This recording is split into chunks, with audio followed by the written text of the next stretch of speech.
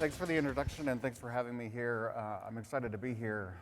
With everything that's gone on this morning with Ryan Brown, I didn't have the heart to tell him that I almost didn't make it here today, and that's because I'm from Colorado. Several of the panel members and many of you are from Colorado, and you may know that Colorado is reintroducing wolves into the wild. Well, I almost didn't make it here because I was in the emergency room because I actually got bitten by a wolf. And so I went in and I was, my wife's freaking out, I'm nervous, and I talked to the doctor and I said, "Doc, I got bit by a wolf." And he got really scared and he said, "Really? Where?" I said, "No, Doc, it was just a regular wolf." All right. I had to do that. Okay, thanks everyone for being here. We've talked today quite a bit about refueling on orbit, reuse on orbit, and we've also talked about the launch infrastructure and how we're bolstering that. This panel is about reconstitution and reinforcement, and I'm going to narrow that down just slightly, and what I want to talk about is reconstitution and reinforcement into a contested environment, perhaps even into conflict. And what does that mean? What does that mean for our ability to reconstitute, the ways we reconstitute, and the technologies and investments that we might need to take on to enable reconstituting into a conflict. And so I'm really excited to have the panel members you see up here with me today to offer insights and experience on those topics. This is a little bit different than the standard topics of refueling and launch capacity that we talked about. So we'll see where this takes us and look forward to the questions from the audience as we go. So starting on the end, we've got Mr. Tonson McFarland. He is the Technical Director for the Capability and Resource Integration Directorate, which most people know as J8, at United States Space Command. He serves as the Principal Technical Advisor to the Director and as the command establishes space warfighting requirements. He serves as the government program lead for the U.S. Space Command Laboratory, overseeing science and technology investments and prototyping for the command. So thanks to Mr. McFarland for coming. Next we have Mr. Les Lake. He is the Vice President of Business Development and Launch Support Services at All Points Logistics. He serves as the Vice President of Business Development and Technical Sales, responsible for business growth and crafting high-value solutions for new opportunities. Before transitioning to commercial space, Mr. Lake completed a 21-year history at Kennedy Space Center, where he served as a core member of the test operations and launch teams and supported over 100 shuttle launches. Next is Mr. Andrew Kershaw. He's the Director of Space Security and Multi-Domain Effects and PNT Missions and Advanced Capability at Lockheed Martin. Mr. Kershaw has over 2 decades of experience in national security space across all life cycle phases and multiple classified customer sets. He's the Lockheed Martin Director for PNT and Space Security Advanced Capabilities, which includes on-orbit servicing and space mobility and logistics. He also leads technology development for PNT, propulsion, RPO, and space domain awareness. Thanks, Andrew, for being here. Next, Major Whitney Hessler, who is the branch chief, a branch chief at the AFRL SpaceWorks. SpaceWorks executes the Small Business Innovative Research Budget for the Space Force. Major Hessler leads partnerships with program offices to create solicitations for technology to benefit program development and ultimately the warfighters. She leads the Spark branch, which focuses on outreach and partnerships that broaden the participation and success of the SBIR program. Thanks for being here. And last but not least, Michael Creech, who is the Vice President, Strategy and Business Development at Firefly Aerospace. So Mr. Creech joined Firefly in February 2025, bringing extensive experience building and leading high-performing cross-functional teams to grow existing capabilities and expand into new and adjacent markets. Prior to Firefly, Michael led GMDS Advanced Space Programs team, focusing on developing new technology and growing GDMS's space systems business, and prior to that was at both Boeing and Millennium Space Systems. So thank you all for being here. Okay, so as I mentioned, we're going to talk today about what is reconstitution and reinforcement, how is that distinct from on-orbit reuse and refueling, and what do we need to do to make on-orbit reconstitution happen.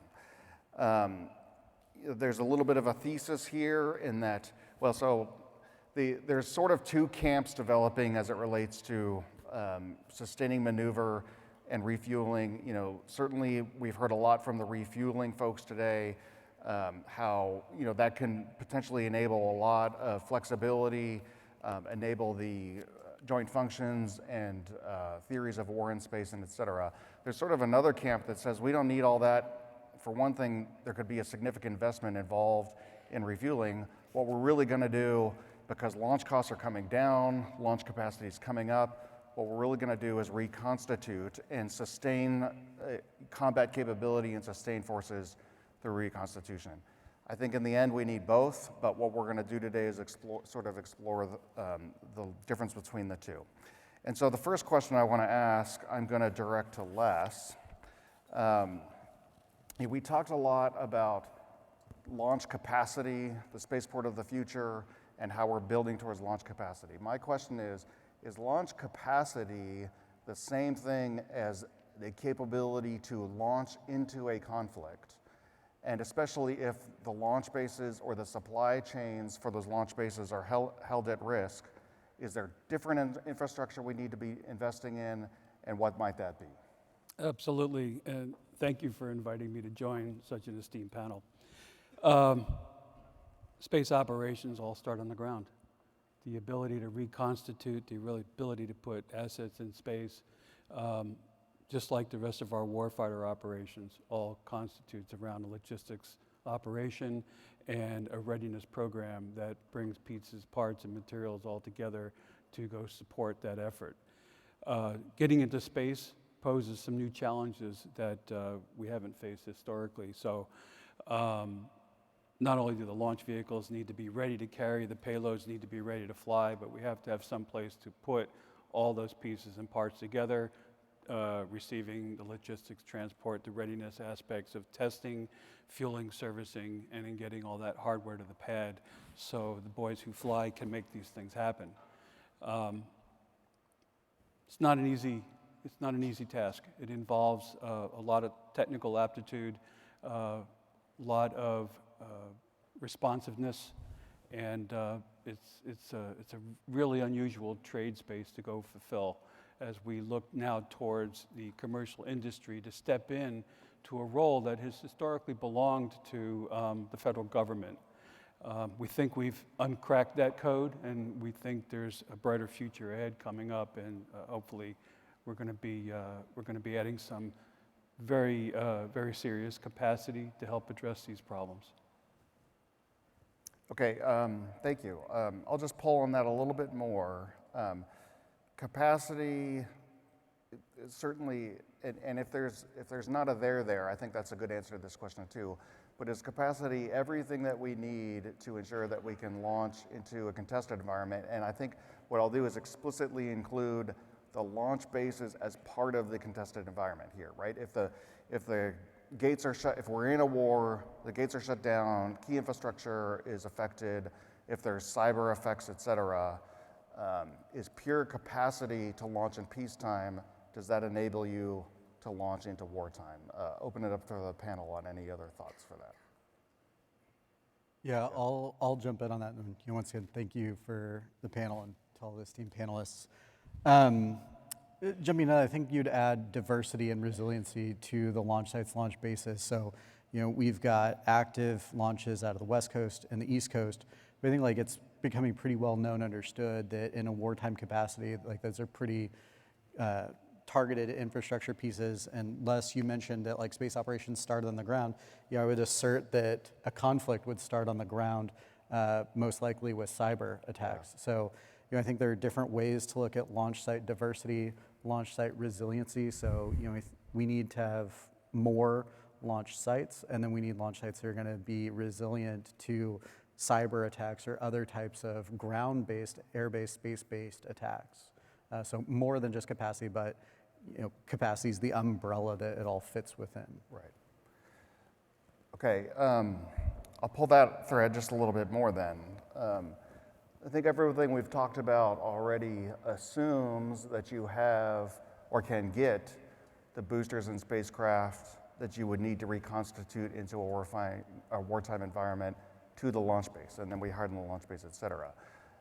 Is there more that needs to be done to protect getting the boosters and spacecraft to the launch bases in the first place, and how are we doing on that aspect of the launch campaign? Any thoughts there?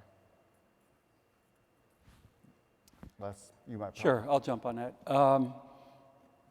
We're looking at services that are end-to-end white glove that begins with your front door, right? Your satellites ready to get sent out, and providing a turnkey service where we can get the hardware appropriately to each of the proper launch sites, protected with white glove services.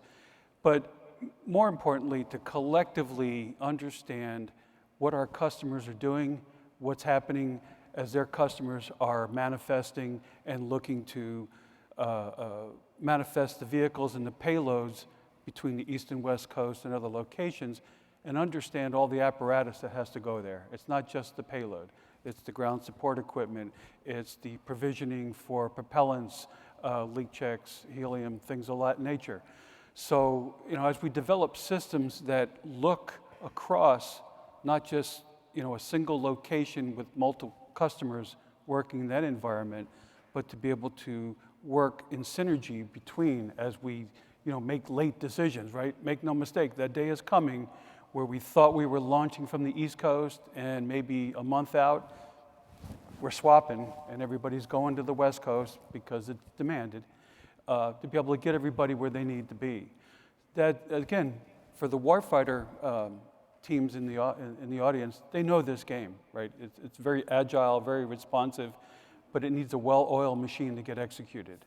So that's important that we develop the right tools, we have the right relationships with both the launch vehicle and the spacecraft providers, and to give them some synergy in their workspace and understand when they hit the button, we got to go here, we got to go there, that they have trusted partners that understand their needs and can deliver. Great, thanks. Real quick, just to follow up on that, I think if you're trying to talk about hardening the homeland and hardening launch sites, right? I think there's from again, as a COCOM or a combatant commander perspective, that's almost out of our warfighting calculus, because that would be inherently escalatory if there were attacks. Maybe not cyber, obviously, but any sort of kinetic attack on a homeland facility. And again, we are also talking about launch diversification, perhaps even outside of our borders. But anything on our current launch ports, I think, would be viewed as escalatory, and so we wouldn't. It's not like we wouldn't worry about it, but that is not a consideration that we, as the combatant commander in the space AOR, would be concerned with. Safety on the base, basic force protection measures, that sort of thing is definitely within something that we're concerned about and that we try and work down through our operational units. But in terms of hardening lines of communication for transport, these sorts of things would be viewed as sort of grand strategy type questions that we wouldn't be too concerned with. Maybe we should be. Maybe we should be, yeah. Okay, thanks. All right. Feel free to submit your questions if you have any. I'm not seeing any pop up yet, so just a note for that. I'll go on. Michael, you mentioned diversification, and I think diversification, refers to two things largely. It's launch-based diversification and launch vehicle diversification. To what extent are we as a country pursuing both of those? Are we doing it enough? And do we have the right balance, especially as we look at different orbital regimes? Yeah, certainly. As a country, we're definitely pursuing both right now. We're having conversations on both. And I think we see the launch vehicle diversification with Firefly and all the other rocket companies that are out there, numerous companies providing capability to the warfighter. I think the interesting one that I kind of foot stomp a little bit more is the diverse launch site locations, because that's something that I know there have been discussions. I think recently there's been a lot of progress in how do we maximize our existing launch sites, since we're seeing throughput bottlenecks with specifically the Cape, as well as some of the constraints at Vandenberg. But lots of effort and good for the teams at both sites to maximize that capability. But, and there's discussions about diversifying launch elsewhere, but I think it's something we need to having other launch sites. I think that's something we can put more time and effort into and funding to actually build out this capability. And so, like, for example, for our part, we're developing a deployable launch system that could go to austere locations, so we wouldn't need the full, Vandenberg Cape set of capabilities, something that we could stand up pretty quickly and then drive that capability in. And these are types of things that, like, the government is looking at, the government is working on. I would just say, like, we need to do more, we need to go faster, and we need to put some dollars behind it to get it done, so it's there when the warfighter needs it. Great. Anyone else want to jump in on launch vehicle or launch base diversity? Any thoughts? Well, there are impacts on the space vehicle design side as well.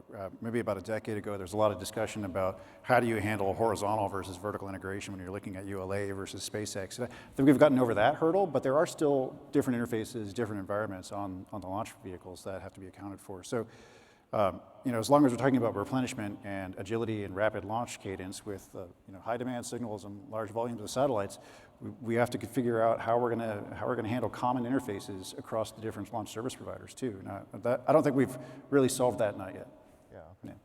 Yeah, that's a good point. Okay, I'm going to go to a audience question here. If a third-party country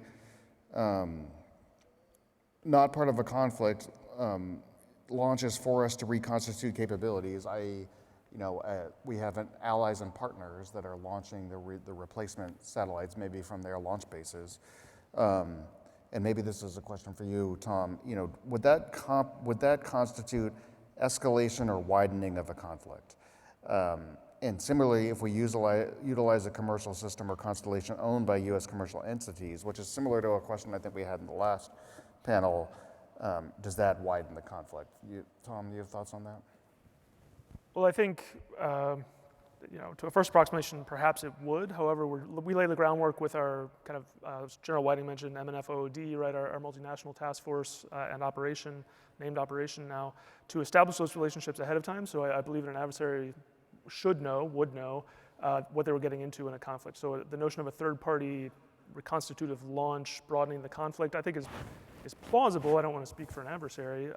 However, I think by laying the groundwork and the relationships ahead of time to kind of build in the op orgs to allow that to happen on our behalf and have those alliances ready for them to meet those needs, I think is something that we actively pursue as the combatant command to make sure that we have those in place. I don't think we would do it if we thought it was escalatory, so I don't think it should be viewed as escalatory. Yeah, that makes sense. Perhaps, bringing the allies and partners into the reconstitution landscape beforehand may serve to narrow the conflict rather than widen it if we play that card right. Okay, great. All right, I'm going to move on to a little bit of after launch, and it doesn't, launching is only part of the battle for sure. Throwing stuff in space throwing stuff in space doesn't make it operationally useful. There's a few steps, obviously, to get there. And so, Major Hessler, I'll turn to you. We can't talk about reconstitution and rapid launch without talking about TAC-RS and SpaceWorks and some of the things that you've done there. So, but I'll talk about two questions, really. Do we have training, TGPs, and the supporting infrastructure to rapidly integrate newly launched capabilities into a fighting architecture, and maybe one that is literally actively fighting? And what do you think about our posture to do that quickly? Absolutely, and just for some background, SpaceWorks ran a TAC-RS challenge several years ago. It was the first challenge that we did using the SBIR as funding.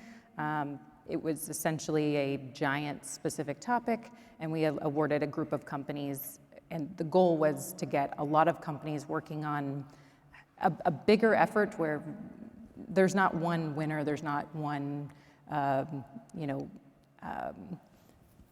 final big contract. It was, this is a big problem and we need more diversification. We need more companies in this pool.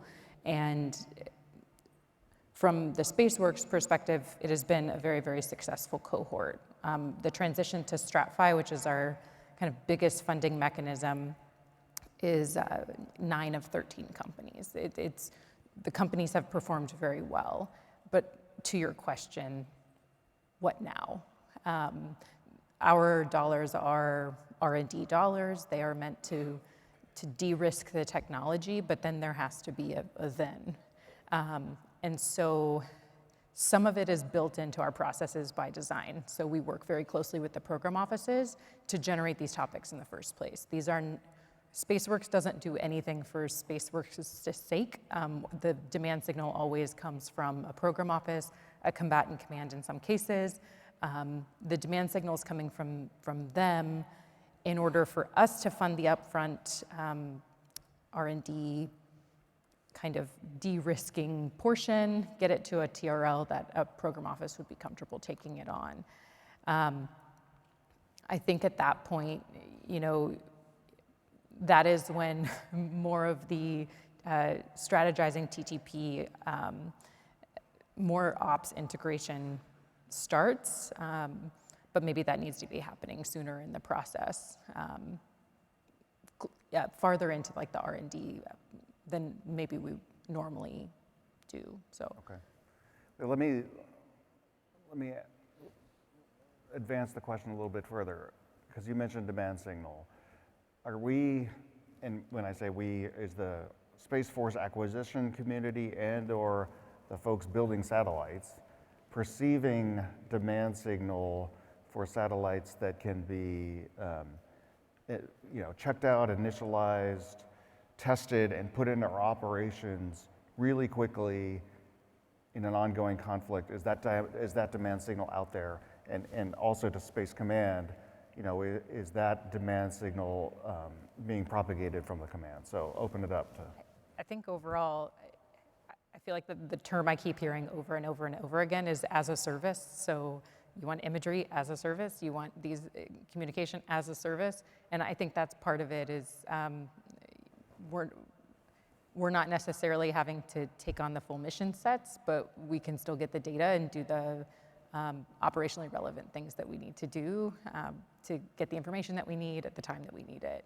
And I feel like there has been more of a push towards those types of acquisitions in recent years. Right.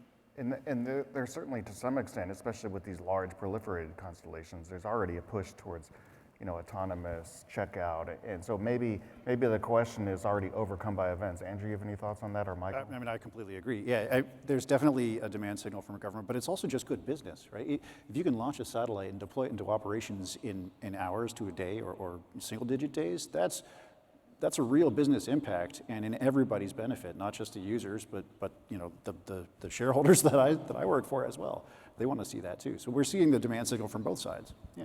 Is that making its way to national security satellites writ large, you think? It is, but you still have to balance the risk equation. On some of those systems that are very near and dear to everyone's hearts, they're expensive, they take a long time to develop. So you have to look at that risk equation to decide if you really want to do a full automated deployment on that. Can you actually tolerate it if the flight software or the computer doesn't really know what's happening and you end up in the wrong configuration versus having manual commanding?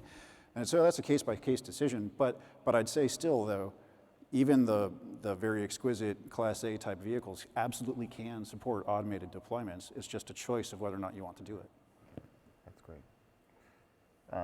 Michael, any thoughts on the satellites your company's developing? Yeah, I think we're right there with you, Andrew, on needing the rapid deployment, rapid initialization, go fast and learn as you go. I think that we're getting a lot of demand signal from across the Space Force in that pretty clearly. Good. Well, that's great to hear. Okay, I'm going to go back to the audience. Let's see. What, if any, policy direction needs to be taken in order for integration of orbital combat to be successful in the long term? That's a pretty broad question. We focused on some of that earlier. Any thoughts from the panel on, are there policies, maybe risk policies that are preventing, rapid launch and integration into combat architectures?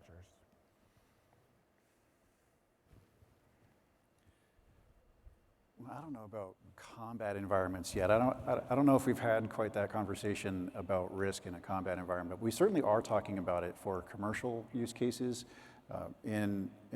So Lockheed Martin, we're working closely with OrbitFab on in-space refueling and how to make that system work from an architecture perspective. And one of the concerns that we have as a prime contractor and supplier of some of the government's most expensive space vehicles is, what if there's an accident in space? Who's responsible for that? So rapid deployments where everything is automated, or maybe refueling in space where you have perhaps operator on the loop instead of operator in the loop, does present an interesting question from a liability perspective, and who absorbs that risk, especially if you're talking about corporate entities having spacecraft that are operating autonomously versus government-owned or government-operated space vehicles.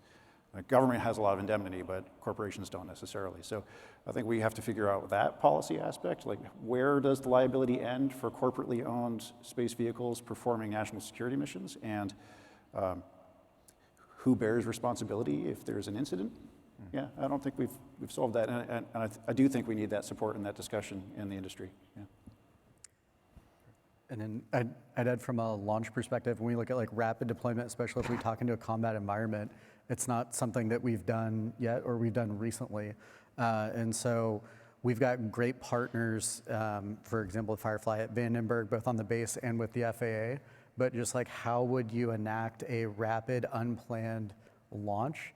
Just hasn't been worked out yet. And it takes a very long time to work through that planning, coordination, licensing to be able to do launch.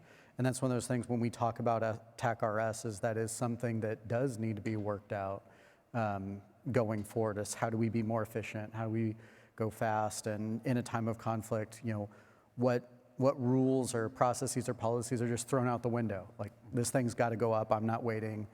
Hit go. I think it's an unsolved problem right now. Okay. I can tread lightly here, but SIPR reauthorization has not happened yet. But what they are pushing forward has a lot of benefits, and I do think policy-wise, passage of the SIPR with the changes to the Innovation Act, which includes expansion of what we've seen as a very successful STRATFI program to other branches that currently don't have that as a tool in their tool belt. I think that could be a really good avenue for spearheading a lot of what we're talking about here. Okay. So. Okay. Good. Appreciate it. So let's see. I'm scanning these. I'm going to ask one that maybe is a little too hot to touch, but we'll see if folks have thoughts on it. One option for rapid reconstitution is solid rockets in silos with preloaded packages, right? And so, in all your experience as Space Command, in notional war games or O-plans, or is there any thought towards those kinds of ready-to-go silo-based capabilities? And clearly there's some reasons why that may be risky. And so, does anyone have any comments on that concept? I'm looking at Space Command first, I guess. Well, and obviously, if it's a classified O-plan thing. Right. Yeah. I think, so from the Combatant Command's perspective, we put out there, so we have a TAC-RS ICD that's out, and we put out the capabilities we need and leave it up to the acquisition community to figure out exactly how to meet those requirements. Also because we at least right now, don't have acquisition authority at Space Command. Fingers crossed that'll change sometime. But so to that end, we're largely agnostic as to how we get those capabilities. Certainly preloaded, solid state, like that would be an obvious way to make it rapid and have it happen quickly. We would leave it to the policymakers largely, and it would probably be even above the command level to decide how provocative that would be. But if that is the way that the powers that be would decide to provide that capability that we need in rapid reconstitution, then I think we would accept the capability and use those forces. Again, that's about all I really want to say about it. So I could add a little bit to that, to like maybe take it away from a solid rocket in a silo, to that, like maybe if I relate it a little bit more to like our experience on TAC-RS. I mean, like the satellite is on base, the rocket is on base. We can launch that satellite within a 7-day call up on being able to do that. So it's not that much of a stretch of the imagination to say that if the base were to want, say, have 3 Firefly Alpha rockets on standby and 3 or 4 or 5 different satellites with different effectors in storage on standby, that on call up we would be able to launch within a very short period of time. Now, that's not within minutes, but you're talking within a couple of days. And so like we've had these types of discussions with different folks within the government, and I think that people are starting to see the value of it. But we'll be honest, like kind of some of the initial feedback we got is just the previous and current culture is if I've got a satellite, I'm gonna launch it. Nobody wants to sit there with a satellite and a rocket on the ground. Those are meant to go into space. And so that's kind of where some of those conversations have gotten, even though we do think that there's value in having some amount of magazine depth there that gives the commander optionality within a short period of time to make a decision. Yeah, I think that gets to the core of the concepts that we're trying to talk about here. General Whiting talked about launch from the ground is the longest supply chain in human history, right? And clearly there's plenty of lessons from history about long supply chains being tough and also supply chains that are tough to defend, causing issues. And so I'm going to kick the question, I'm going a little bit out of order, I'm going to kick the question back to Tom. How long of a conflict does Space Command think we need to be planning for? And, how does that affect how we plan for infrastructure at the launch bases, including pre-positioning satellites, boosters, et cetera, if we have to go, if we're talking about weeks and months? Do you have a sense of the bounds of what we should be talking about? So, the standard scenarios that we operate with for planning purposes tend to be focused on very tight timeframes with high rates of attrition, which would imply a pretty abrupt requirement for reconstitution. So we're talking like within days of the flares going up to expect to have minimal capability on orbit. That's the traditional way of thinking about things, and that implies a very straightforward need for rapid reconstitution, right? It says, okay, we're going to need it very quickly, and we're going to need to replenish the entire constellation, like all the constellations out there. There's been a lot of thought given recently to more protracted warfare and what that might look like, right? I've been in war games where we see the adversary, being very strategically deliberate and slow in their behavior on orbit because of the escalatory nature of action up there. And then we've also seen places where, similar to how you talked about the old A2AD debates in the air domain and the eventual evolution of like localized air superiority in time and space, instead of trying to wipe out entire constellations, identify a specific terrestrial effect that you need to get and then take action to just realize that particular effect. And so we see the adversary behaving that way.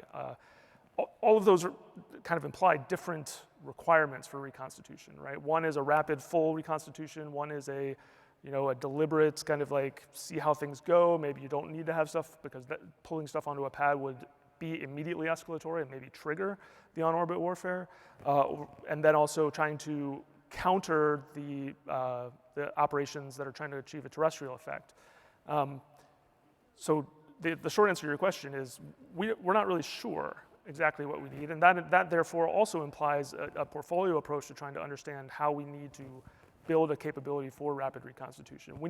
Prudence requires that we kind of cover these cases to at least a certain level of plausibility in order to be prepared for anything the adversary may throw at us. So it's not just as simple as pre-positioning replacements for the entire, for all of our order of battle, and it's also not as simple as kind of keeping stuff hidden and not showing anything because we don't want to escalate or that sort of thing. There's information operations questions as well in terms of how reconstitution would be carried out. We obviously, like, just as we can see their bases, they can see our bases. So we need to be careful about what we're starting to move around, and strategic communications also plays a part. So that doesn't quite answer your question because I don't know that there is a good answer for that question yet. We've only really started to turn our attention to protracted warfare out in orbit and what those implications are and what that means for both our order battle, like our static order battle, as it were, and what we would need to be able to reconstitute a warfighting capability in the event of crisis or conflict. Okay, great. Okay, I'm gonna shift. There's some other questions along these lines of rapid launch, and we're gonna come back to those, but I wanna hit another area, and that is, if our strategy to sustain a conflict and sustain orbital maneuver through reconstitution is, to be full-fledged, it's not just the booster part, it's the spacecraft part. And so my question is there, are there design concepts, or capabilities that need to be designed into all satellites, essentially, if we're gonna go full-fledged on the reconstitution strategy? And maybe some of them are already there by virtue of proliferation of other technologies. But Andrew, you wanna comment on if there's specific things that need to be done in the satellite design process to enable this reconstitution strategy? Yeah, for sure. The P-LEO constellations are really leading the way in this regard. For instance, the SDA transport layer vehicles that we build, when we ship them from the factory, we don't turn them on again until they get in space. And that's a new paradigm for Lockheed Martin. Being able to do that ship and shoot model really streamlines all of the launch preparations and assists the launch service providers also in shortening their time to launch. So that's one approach. And one way that we can enable that is through sophisticated onboard automation and flight software, which is not something that we had when I started my career. Like, we were working on 1750A 16-bit processors, and you had to send one command at a time, wait for telemetry, and send another command. We're way past that now. Now we have ARM processors in space that are maybe like a generation older than the current iPhone. So what you can do with that kind of compute is incredible and highly sophisticated. Taking advantage of that with AI and machine learning algorithms to further enhance the sophistication of flight software and automate flight behaviors is critical to rapid deployment and entry into operations in hours. And like I said, we're seeing that on the SDA transport layer vehicles now, and I expect to see that throughout the rest of industry on almost every space vehicle. Okay, that's good. Any other thoughts from the crowd on satellite design for reconstitution? More, Andrew? Yeah. Well, I could talk all day about this. This is a lot of fun. Batteries are a problem, right? Even if you don't have the space vehicle on, batteries age and degrade. So we have to figure out some more robust battery technology, and maybe we'll be getting there with some lithium iron phosphate batteries, because those are somewhat more robust. But that's a consideration. The state of health of the space vehicle, even if it is passivated, if it's not operational, you do need to pay attention to it. Spacecraft degrade, like it's just a matter of fact, especially if they're in space. You can still have a space vehicle that's passivated and powered down in space awaiting operations, but it experiences MLI decay, the solar rays still get radiation events. Overall, we need to account for that in the lifespan of the vehicles, which means that we also need to have a logistics train in space to handle those sorts of activities. And if your space vehicle is in space and it is not passivated because maybe it's not on a host in a dispenser somewhere, which is one way to solve that problem. If it's free flying, then you're consuming propellant as well, and you're eating into the operational life of the space vehicle. So you're going to have to maintain propellant, which means you need to resupply with propellant, which means you need depots, which means you have prepositioned depots. So this is a whole architecture to go explore, and it's fascinating and exciting to me, and I hope it is to you too. Yeah, we're at the Aerospace Corporation, we're sort of conceiving of three ways to sustain orbital maneuver: refueling, reuse, launch from the ground, reconstitution, and then what we're calling in-orbit prepositioning, right? And you heard General Whiting mention Navy and Marines prepositions quite a bit this morning in his talk. And so, and the way I think of that is if we have depots with satellites that we would hatch in a sustained conflict, and maybe those depots or hangars, have means in which the orbital lifetime of the vehicle doesn't start ticking until they're hatched, right? And so any thoughts on what that means from a design perspective, and is anyone pursuing that kind of thing that we've seen? Open for the audience, no? Okay, well, maybe it's a harebrained idea, but, okay. We'll go back to the questions here. And this alludes to something I picked on earlier in the briefing, and I really just want to see, and I think the person asking really wants to see, if there's concrete answers. And so, what launch-based infrastructure specifically is needed to respond to warfighting conditions, that is different than general launch-based capacity? Anything come to mind? And when we say warfighting conditions, why don't we just, for the sake of conversation, say the gates to the base are closed during the war. So the thousands of trucks of methane can't get on, right? So I mean, let's use that as an example. Is that, and they could be closed for cyber reasons because, there's a protest against the war because, I don't think we have to immediately jump to kinetic effects. In that scenario, what do we need to be investing in from the launch base? We'll go back to Les and TAC-RS, and what are your thoughts? One of the concepts we've been looking at really, and I'm glad you brought up the SDA discussion a little bit. We've been looking at this closely.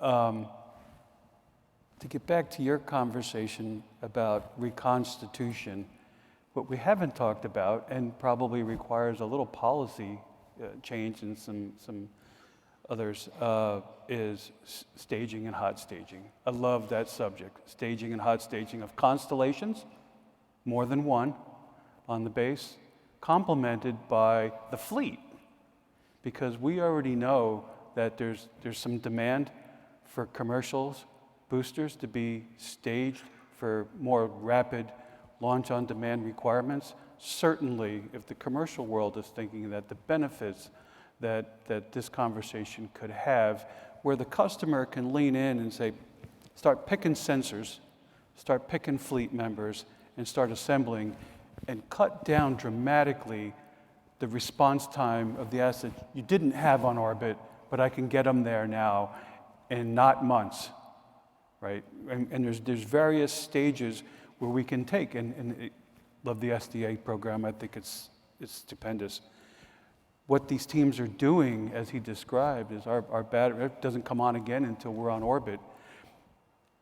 What that does for the ground efficiency and processing and the time reduction and the time to launch, you really start to pick up the cadence, not just from their perspective, but everybody else in that process.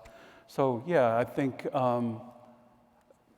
we have looked at this several times, and there's some further enhancements we can make with that. But that's where my thoughts are. Great.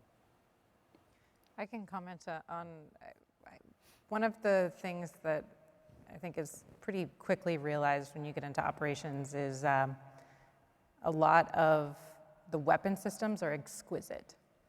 How you report and communicate with a team, how you process workflows is propped up entirely by Microsoft Office. Huh. And it does have a throughput problem at that point, that when authorizations are emailed or phone calls or sticky notes are used to track certain things, there's just a scalability that's difficult. And that's in peacetime, and I know you're talking about wartime here, but I think if you could, we ran a cohort called Digital Spaceport of the Future. Again, the sponsor was AATS for exactly this issue. Could we improve some of the software tools that support more rapid launch? So complementary to satellite is stacked on rocket and ready to go, there's still a lot of things that have to be done and managed in order to make sure it kicks off. Weather, radiation, or like RF monitoring, those types of things. So providing some of those digital tools that make communication better, processes automated where they should be, and have more of like a digital teaming with the launch teams. We need it in peacetime, and that's what we ran the challenge for. But I think it can only help in a time of war where there are additional security forces considerations, there are additional cyber considerations, and communications between the teams on what's been affected is more important than ever. So nailing kind of that digital processes, for the actual operators that are trying to launch these things, I think is an important factor in all of this. Yeah, that's really good input. Sometimes it always comes back to IT and security, some of our throughput processes or throughput problems across the space domain, but that's a really good input. And I know that SpaceWorks has pioneered some of these, sometimes the longest poles in the tent are the processes. And SpaceWorks, with Victus Nox pioneered, 2 years to 42 days, and I might have the numbers wrong, but those kinds of things. So are you envisioning more challenges along the lines of challenging the process Yes. bottlenecks? Okay, good. Yes, I think overall we're looking into that more and more. And I came from the operations side. There's not that many 13 Sierra billets in Los Angeles, really.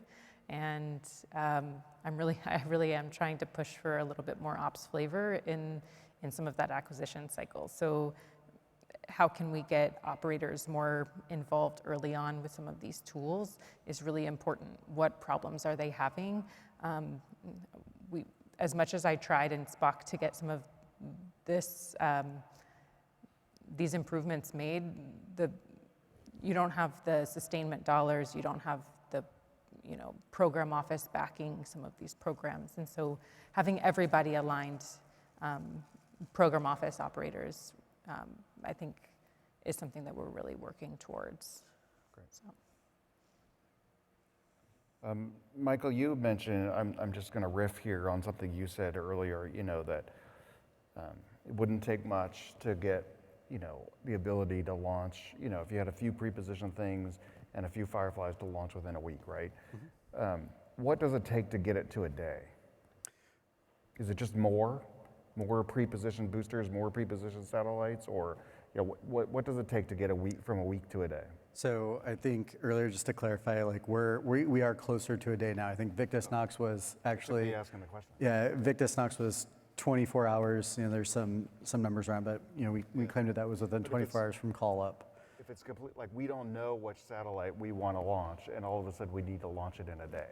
I think a lot of that's TTPs and practice with the team. Like we go through and we do exercises to prepare for this. We recently did an exercise where we were going through exactly, an upcoming mission preparation. Just do we have the full process, the people, the chain of the phone trees, the checklist, the procedures to go from a call up through a launch. And it's just going through developing those TTPs ahead of time for carrying out that launch campaign to compress the schedule as much as possible. It's like those are things that we actively do both ourselves and with our partners. Certainly having the resources on site helps. Like we're not waiting, you can't be waiting on anything to be able to achieve a less than 24-hour call up. Gotcha. Yeah, it's interesting to me, I went into this thinking that infrastructure was really going to be, the barrier that we talked about to enable this kind of strategy. And it seems to me like there's a lot of process and tactics and exercising and training that are really the barriers to this. And that's an interesting result, I think. Absolutely. Yeah. Okay. We are going to wrap up here soon. We just got a few minutes left. As many of the other moderators have done, I'm going to try to combine a couple of questions into one. And this question says, the concept of tactically responsive launch and space have been discussed for decades. What needs to be done to move this idea from just a concept to a reality? We've talked about that. And so I'm going to combine that with my sort of last question is, if you were king for a day and had, I don't know, let's say $1 billion, and you were told by, leadership, chief of space operations, whoever, we want to sustain combat operations for a potentially unknown extended conflict, and we want to do it with Reconstitution. How would you spend your first $1 billion? And we'll give you a second to think about it, and then, feel free to jump in. And you can't say I surprised you with this one. If we were king for a day and we can have anything we want. No, just $1 billion. You're saying our conflict is already ongoing, or we can, What's, we no, can, no, no. we can provide investments? No, $1 billion today to Right, prepare for right. this eventuality. So, I mean, I'll cheat a little bit. I'll give you the Spacecom standard answer, which I don't even know if $1 billion would be enough. But mass is key for all of our operational problems at the moment. And in our Reconstitution framework, that means more of what we're talking about, right? More pre-positioned, more preloaded, more silos if necessary. But that's kind of a fluffy answer, right? That's just, yes, we need more stuff, right? Yeah. I think, and this is just Tom talking, if I have $1 billion, I'm going to try and turn that into more, and it's going to be more of an education on the Hill and an education with the public as to why this is valuable. Because the $30 billion space force budget in a $1 trillion defense department budget is not much. Yeah. And so if I can take $1 billion and turn that into another 10 or 20 for the space force, that's probably what I would use it for. Again, that's a silly answer. So I would say my third and probably real answer is launch diversification. I mean, you bring up the elephant in the room Right. with the Space Force budget, less than 3% Right. of Department of War budget, yeah. But yeah, but honestly, if I was trying to actually spend the money, launch diversification, just trying more ways to get more stuff up from different places and different vehicles, just to also confound the adversary as well in some of their targeting that we started off talking with. That would probably be where I would put the money. Anyone else, king for a day? Modern launch ranges, more of them, built Good one, with yeah. resilience in mind from the start, Yeah, not very good. retrofitted with it. And hopefully, I think what we gathered from this morning with the launch base of the Future initiative, hopefully some of that's being done. And then, so I just foot stomp that, and I would do, I would probably go if it's Reconstitution and $1 billion, which personally sounds like a lot, but Yeah, they're right. trying to do it's actually not that much. Yeah, maybe it's not a good, intellectual argument. More diverse launch sites, including at international locations like Kodiak, Alaska, equatorial launch, sea launch capabilities, and then I'd have pre-positioned boosters and satellites to be able to do short duration call up and launch. Great. Anyone else?